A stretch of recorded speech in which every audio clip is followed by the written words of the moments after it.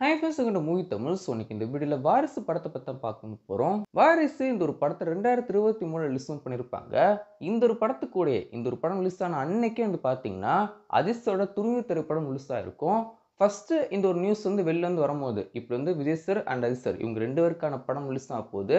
Vijay sir வந்து ஒரு family drama பண்ணவும் செய்கிறாரு, அஜித் சார் வந்து பார்த்தீங்கன்னா ஒரு ஆக்ஷன் ட்ராமா பண்ணவும் செய்கிறாரு அப்படி சொல்லிட்டு சொல்லும்போது எல்லாருமே சொன்ன விஷயம் என்னன்னா கண்டிப்பா துணிவு தான் பெரிய கலெக்ஷன் பண்ணது போகுது அப்படி சொல்லிட்டு எல்லாரும் சொல்லவும் இருப்பாங்க. முக்கியமா வந்து பார்த்தீங்கன்னா, ஒரு தெலுங்கு டைரக்டருங்க. அவர் படம்லாம் பெருசா ஓடாது அப்படி சொல்லிட்டு ரொம்பவே அண்டர் எஸ்டிமேட் பண்ணவும் இருப்பாங்க வாரிசு திரைப்படத்த.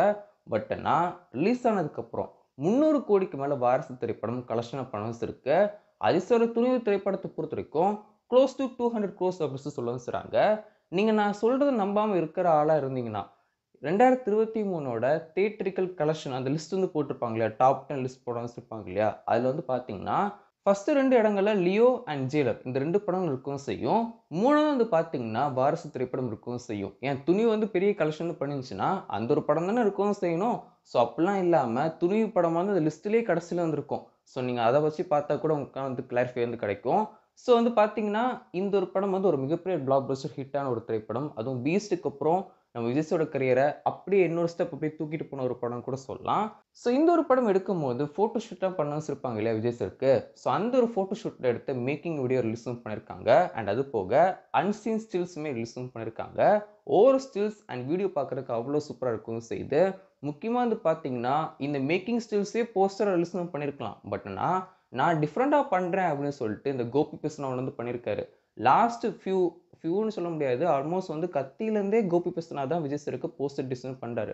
எல்லா போஸ்டரும் ரொம்ப ரொம்ப புவரான ஒரு போஸ்டர் தான். ஸோ வாரிசு படத்துக்கான மேக்கிங் ஸ்டில்ஸ் பார்க்கறதுக்கே அவ்வளோ சூப்பரா இருந்திருக்கு. பட் ஆனா ஃபர்ஸ்ட் லுக் போஸ்டர் ரிலீஸ் ஆன போஸ்டர் வந்து நெறைய ட்ரோல்ஸ்க்கு தான் உள்ள வந்து ஆச்சு.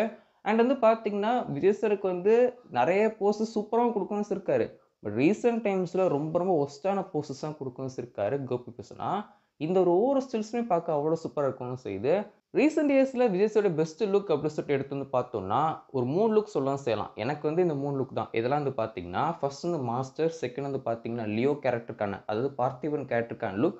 அப்புறம் வந்து பார்த்தீங்கன்னா, வாரிசு படத்துக்கான லுக் அப்படின்னு சொல்லலாம். ஸோ இந்த 3 லுக்குமே ஒரு ஐகானிக்கான லுக்குன்னு எனக்கு வந்து ஃபீல் ஆச்சு. ஸோ நீங்க என்ன நினைக்கிறீங்க அப்படின்னு சொல்லி மறக்காம கீழ கமெண்ட் ஷேர் பண்ணுங்க.